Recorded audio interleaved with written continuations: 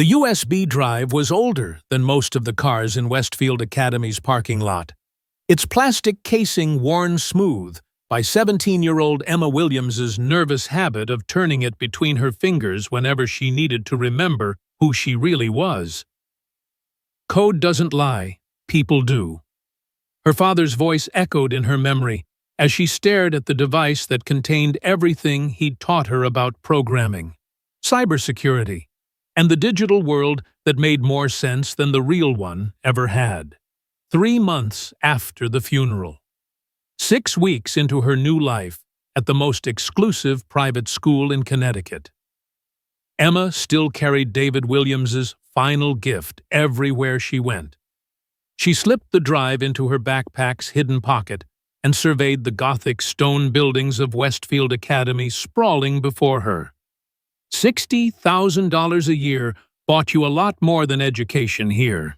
It bought you immunity, influence, and the kind of connections that could make or break a teenager's future before they'd even figured out who they wanted to become. Emma adjusted her deliberately generic sweater and headed toward Advanced Placement Computer Science, her first period class. The irony wasn't lost on her that she was probably more qualified to teach the course than take it. But fitting in meant hiding what made you different. She'd learned that lesson the hard way at her previous school, where being the girl who could hack into the district's servers by age 14 had made her either feared or isolated. Keep your head down, blend in, survive senior year, she whispered to herself. The mantra her mother had suggested when they'd had the talk about starting over. College applications, then freedom. If you're feeling that rush of what's going to happen next, hit that like button. It really helps more people discover these stories. And if you want to share where you're watching from, drop it in the comments below. For those who want to support more stories like this one, there's a thanks button right under this video.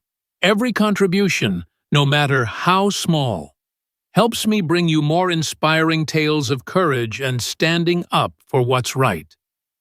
Thank you for being here. Now, let's see what happens when push comes to shove. The computer lab's sleek design impressed even Emma. 30 brand-new MacBook Pros arranged in perfect rows. Each workstation equipped with dual monitors and processing power that most universities would envy. Money had a way of solving problems, apparently, even ones involving education. Good morning, future tech titans. Mr. Harrison, a 30-something teacher with the kind of carefully casual style that screamed, "Trying too hard to relate," gestured grandly at the room. Today, we're diving into network security fundamentals. I know some of you think you already know everything about computers because you can update your Instagram stories. But trust me, there's more to cybersecurity than you might imagine. Emma bit back a smile. She'd been reverse engineering malware since middle school, but Mr. Harrison didn't need to know that. She found a seat in the back corner, 3 rows behind the cluster of students she'd mentally labeled the untouchables during her first week. Madison Crawford held court at the center of that group, her perfectly blown-out blonde hair catching the morning light streaming through the lab's floor-to-ceiling windows. Everything about Madison screamed, "I belong here," from her effortlessly expensive clothes to the confidence that came from never having to worry about paying for anything. Her father sat on Westfield's board of directors, and her mother's charity luncheons were legendary among Connecticut's social elite. Network penetration testing. Mr. Harrison continued, is the practice of ethically attempting to breach a system's security to identify vulnerabilities. Think of it as being hired to rob a bank to prove the bank can be robbed. Madison raised her perfectly manicured hand. Is this what hackers do, like the criminals you see in movies? Excellent question. Madison, there's a difference between ethical hackers, who help improve security, and malicious actors who exploit vulnerabilities for personal gain. The tools are the same, but the intentions are completely different. Emma found herself unconsciously nodding. Her father had explained the distinction when she was 12, right after she'd accidentally accessed their neighbor's wireless network while trying to boost their internet signal. Just because you can doesn't mean you should, he'd said. But understanding how systems work means you can protect them, or expose when someone else is breaking them. The memory hit harder than expected. 3 months wasn't nearly enough time to stop hearing his voice in moments like this. "For today's lab exercise," Mr. Harrison announced, pulling up a simulation on the main screen. "You'll work in pairs to identify security weaknesses in this mock corporate network. The goal isn't to crash anything, but to document potential entry points and suggest improvements."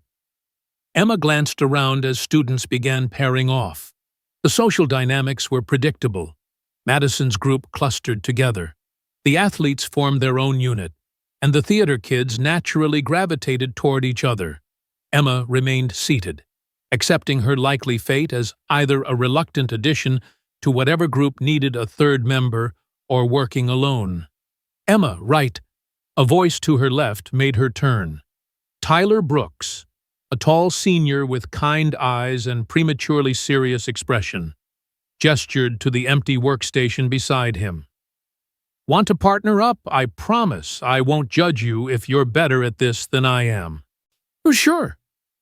Emma was genuinely surprised. Tyler ran in different circles than Madison's crew. But he wasn't exactly an outsider either. His family had old Connecticut money, the kind that didn't need to prove itself with flashy displays.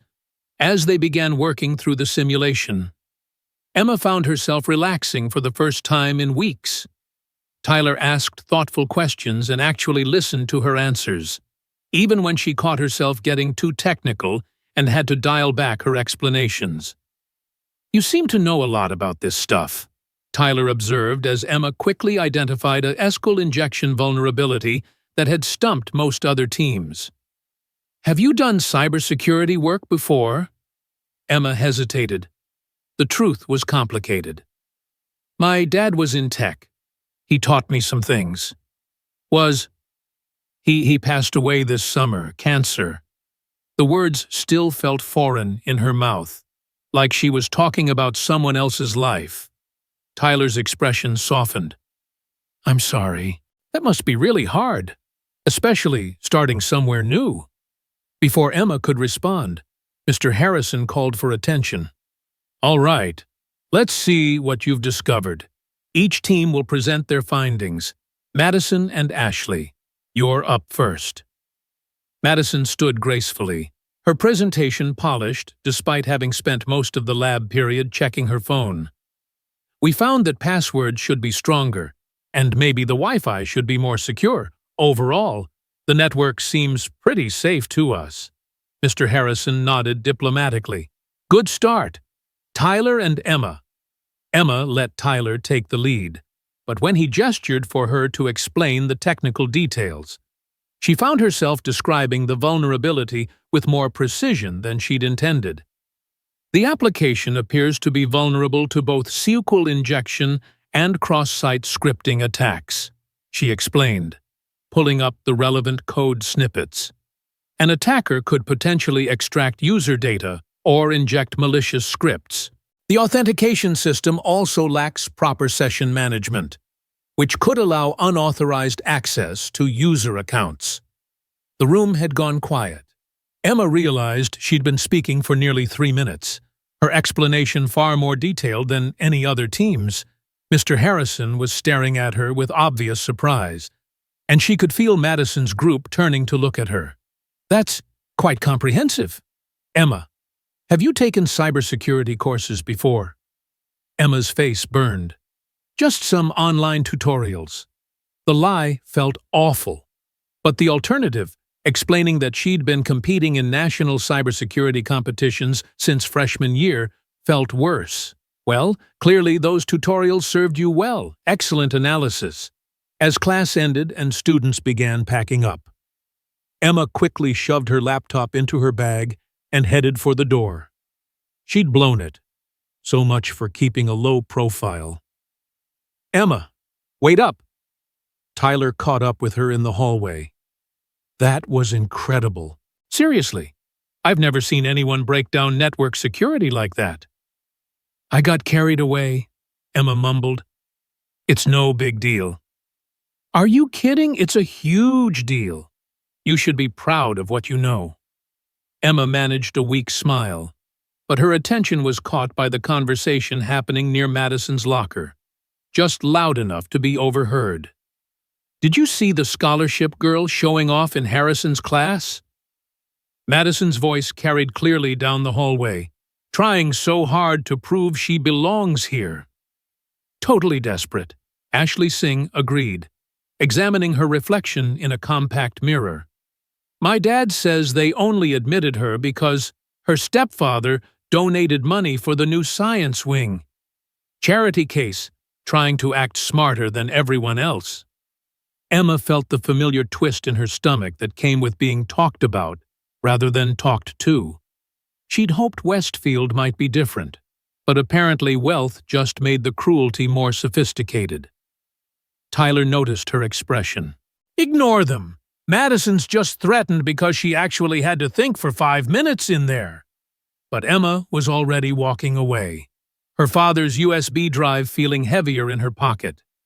3 years of high school had taught her that being smart while female was dangerous enough.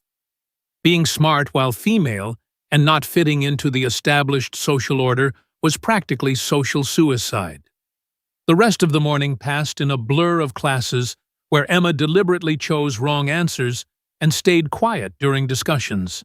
By lunch, she'd convinced herself that keeping her head down was the right strategy, even if it meant feeling like she was betraying everything her father had taught her about never being ashamed of her abilities.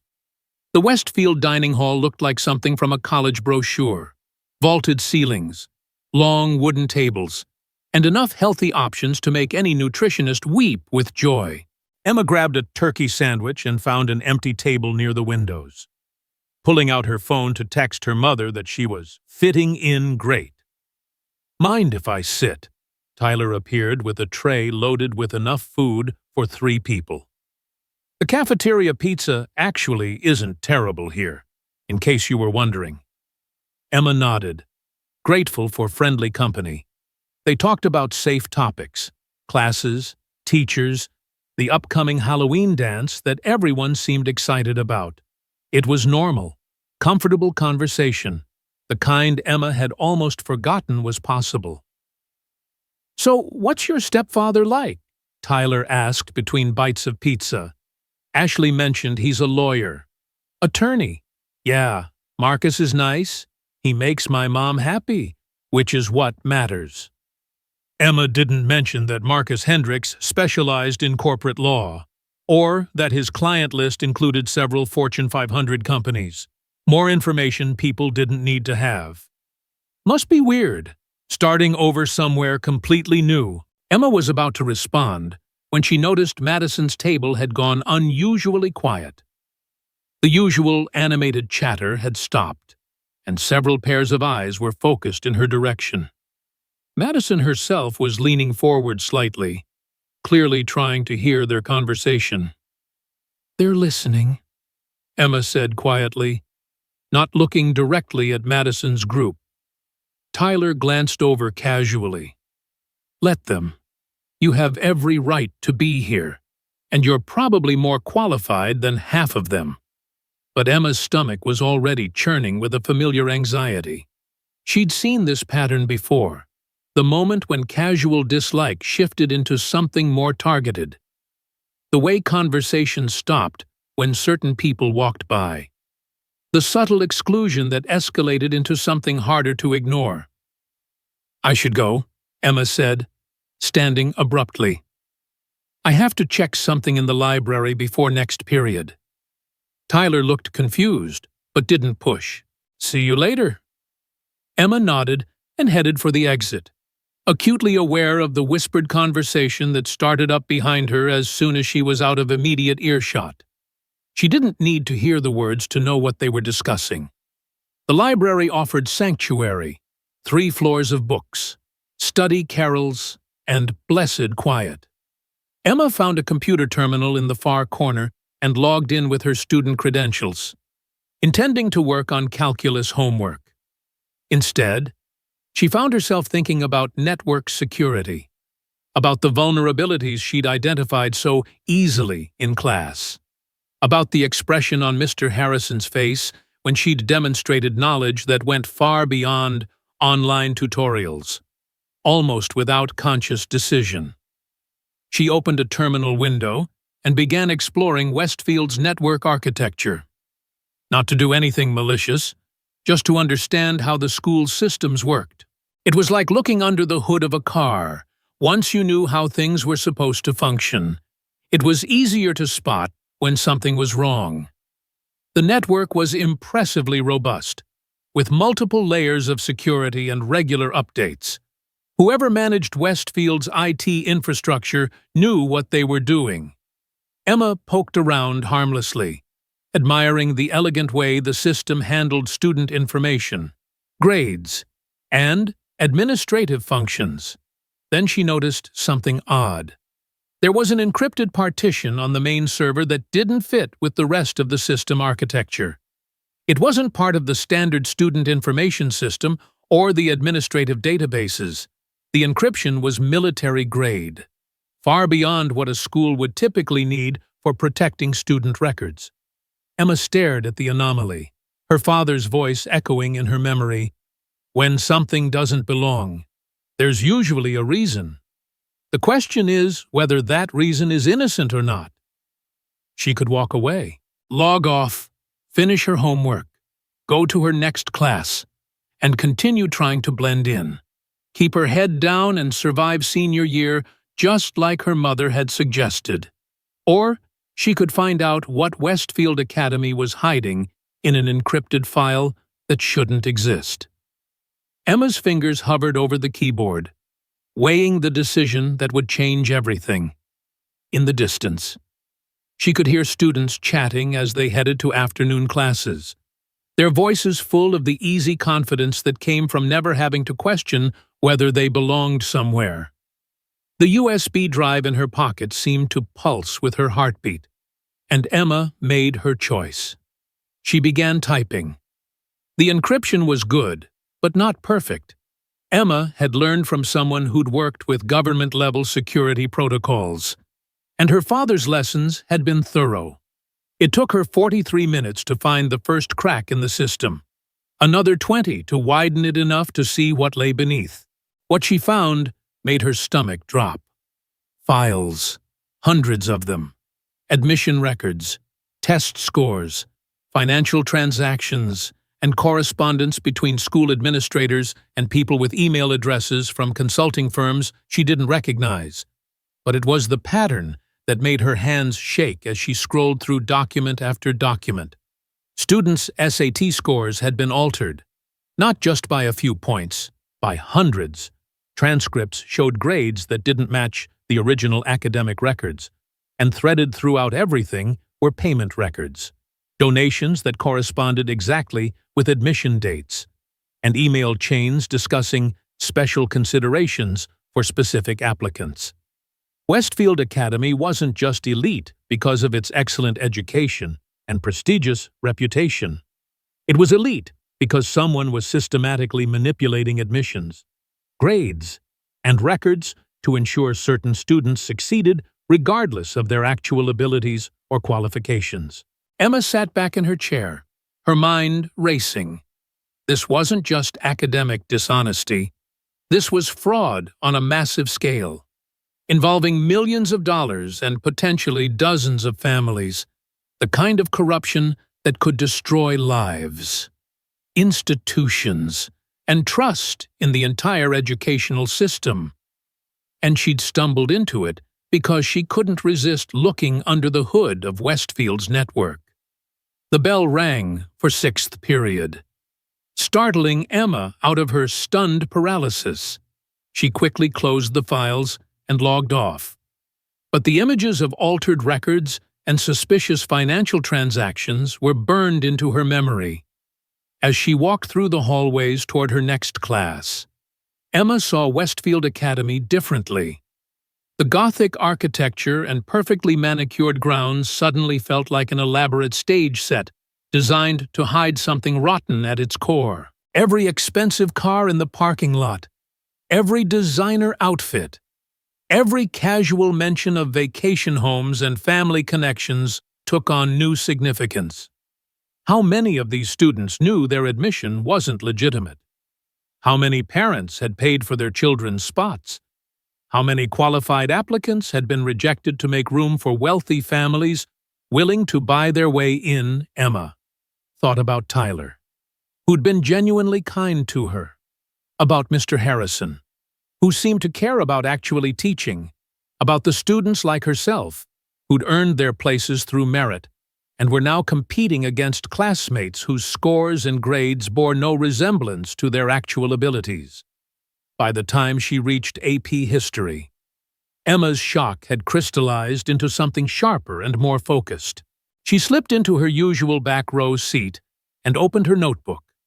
But instead of taking notes on the French Revolution, she found herself writing down everything she could remember about the encrypted files: names, dates, dollar amounts, email addresses, the pieces of a puzzle that would take weeks to fully understand, but which already painted a clear picture of systematic corruption at one of the most prestigious schools in America.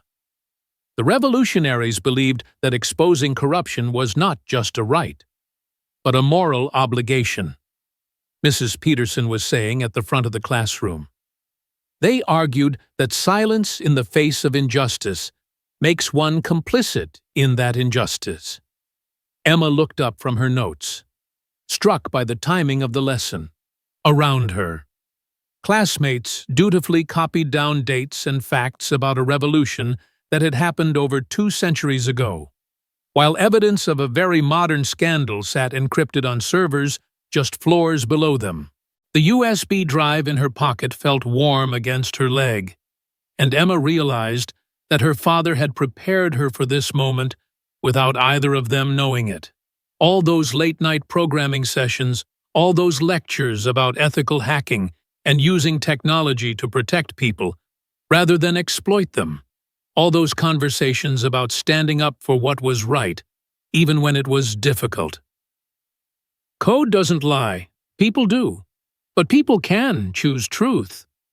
Emma closed her notebook and stared out the window at Westfield's pristine campus, her mind already working through the implications of what she'd discovered. This wasn't just about academic dishonesty or wealthy families cutting corners. This was about the very idea of fairness, merit, and whether institutions could be trusted to uphold the values they claim to represent. She thought about her father, who'd died because they couldn't afford experimental treatments that might have saved his life. About her mother, working double shifts to pay for Emma's education before Marcus had come into their lives. About all the qualified students who'd been rejected from Westfield to make room for buyers rather than earners. The quiet girl in the back of the classroom was quiet no longer, at least not in her own mind. She'd stumbled onto something huge, something that could destroy lives and institutions if handled wrong, but which couldn't be ignored if she wanted to live with herself. As the bell rang and students began packing up their books, Emma made a decision that would change everything. She wasn't going to keep her head down and survive senior year. She was going to find out exactly how deep this corruption went, who was involved, and what it would take to stop it. But first, she needed to understand exactly what she was up against.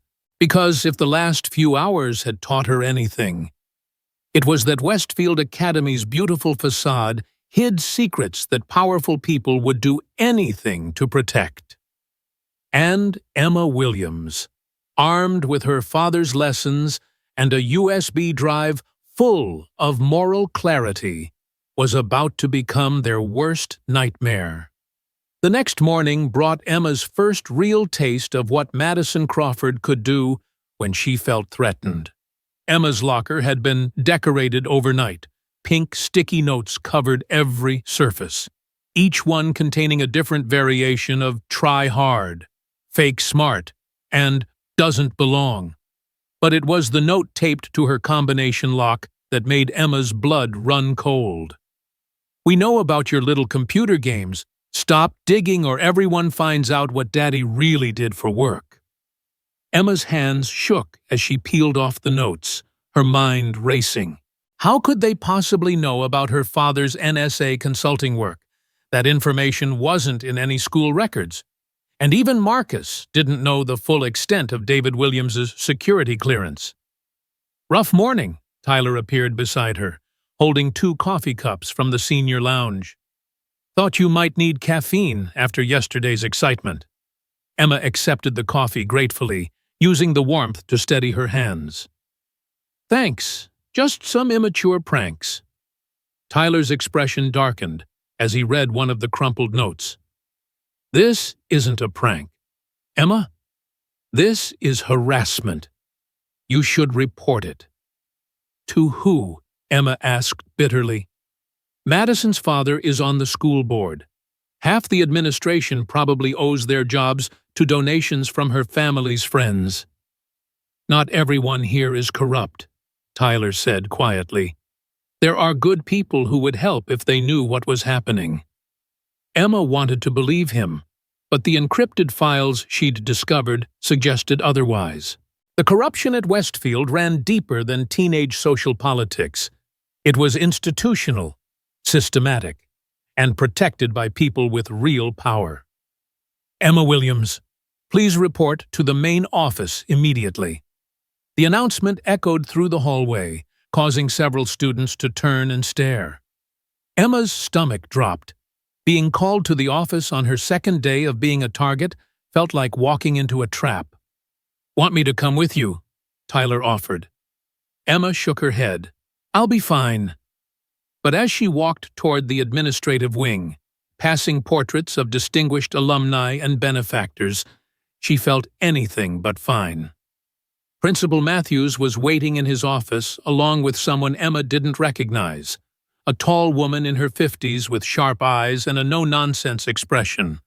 "Emma, this is Dr. Angela Foster, our head guidance counselor. She wanted to speak with you about your transition to Westfield." Dr. Foster gestured to a chair across from the principal's desk. "How are you settling in?"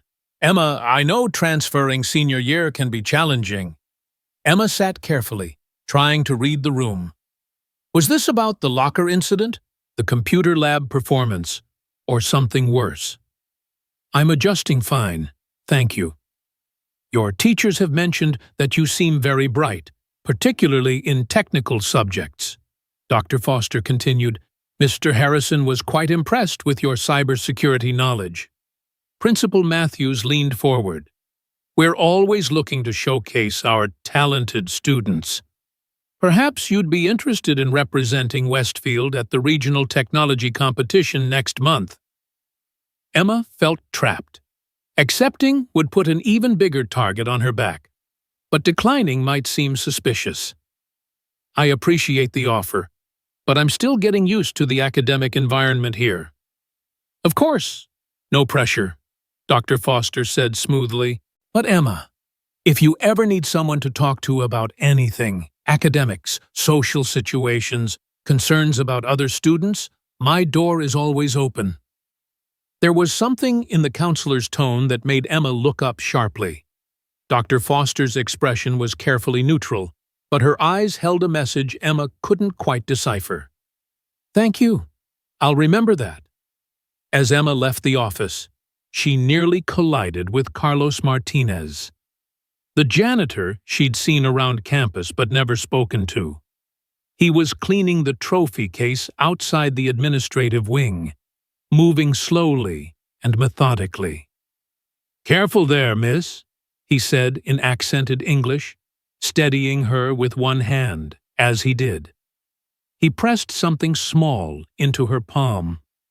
"These hallways can be dangerous if you're not watching where you're going." Emma closed her fist around whatever he'd given her and nodded. I'll be more careful. It wasn't until she reached the bathroom that Emma opened her hand. A tiny piece of paper with a message written in precise block letters. Library, after school. Fiction Section Z. Someone who understands your father's work.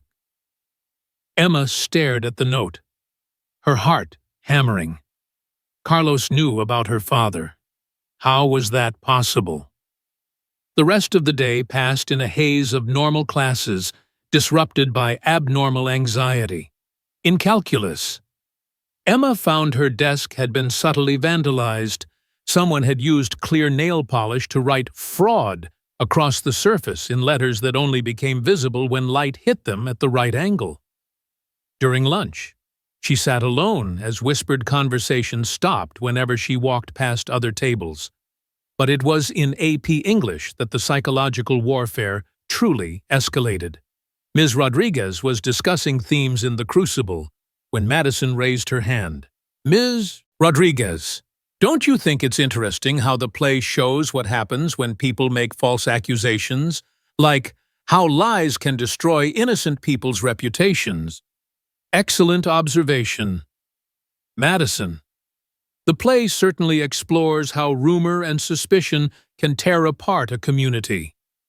Madison's smile was poisonous. Exactly. And how sometimes people pretend to be victims when they're actually the ones causing problems. Emma felt every eye in the classroom turn toward her. Ms. Rodriguez, oblivious to the subtext, continued the discussion while Emma sank lower in her seat, understanding that Madison had just publicly branded her as a liar and troublemaker without saying her name. After school, Emma made her way to the library's fiction section, her nerves frayed and her determination wavering. Maybe she should just transfer schools again.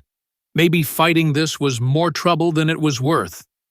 Carlos was there, reading a worn paperback copy of The Codebreaker's Secret when he saw Emma. He smiled and gestured to a study carrel in the far corner. "You're wondering how I know about your father," he said quietly once they were seated. "David Williams, former NSA contractor, specialized in financial cybercrime investigations, died of cancer 3 months ago." Emma's eyes widened. "How do you—" "Because I worked with him 15 years ago on a case involving education fraud in the Texas school system. Private schools were selling admission spots, laundering money through fake consulting fees, and covering it up with technology that made the digital paper trail nearly impossible to follow." Emma stared at the man she'd dismissed as just the school janitor.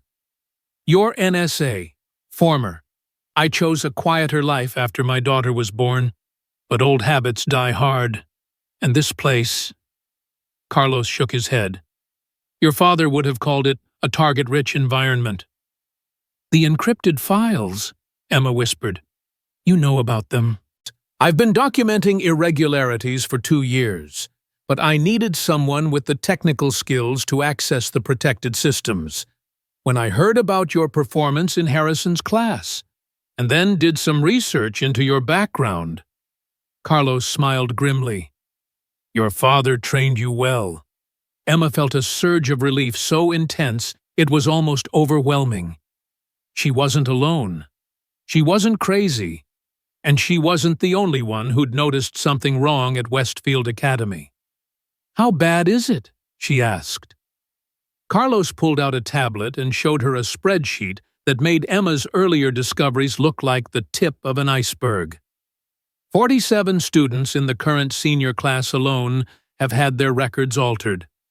Total estimated value of the fraud scheme $12.3 million over the past 4 years. Emma studied the data, her programmer's mind automatically organizing patterns and connections. Madison Crawford's name is on here. Top of the list. But look at the notes column. Emma read the entry and felt her understanding of the situation shift completely. Madison hadn't bought her way into Westfield. Her academic record was legitimate. But her father, Board member Robert Crawford had been using school resources to facilitate admissions fraud for other families, and Madison was being leveraged to keep quiet about what she'd discovered. "She's being blackmailed," Emma said slowly, "by someone much more dangerous than a teenager with social media accounts. The real power behind this operation isn't a parent or a student. It's Dr. Richard Blackwood, Westfield's Director of Development. He's been running this scheme for years, using his position to identify vulnerable families and his connections to make problems disappear." Emma's mind was racing. "So Madison is probably as trapped as you are, just from the other direction. She can't expose the fraud without destroying her family. So she's taking her frustration out on the person who might uncover everything." That evening, Emma sat in her stepfather's study, ostensibly working on homework, but actually wrestling with the most complex moral puzzle of her life. Marcus was reviewing case files at his desk, occasionally glancing over with concern. "You've been quiet since you got home," he said finally. "Everything okay at school?" Emma looked at the man who'd married her mother and tried to fill an impossible void in their lives. Marcus Hendricks was a good person who specialized in corporate law, which meant he understood both the legal system and how wealthy people manipulated it.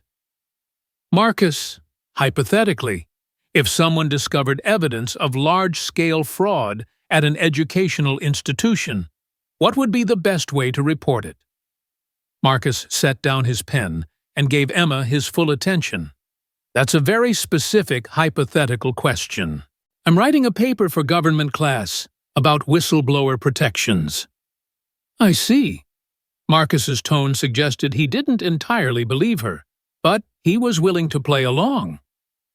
"Well, hypothetically, the person would want to document everything carefully, ensure they had legal protection, and report to the appropriate federal authorities rather than trying to handle it internally."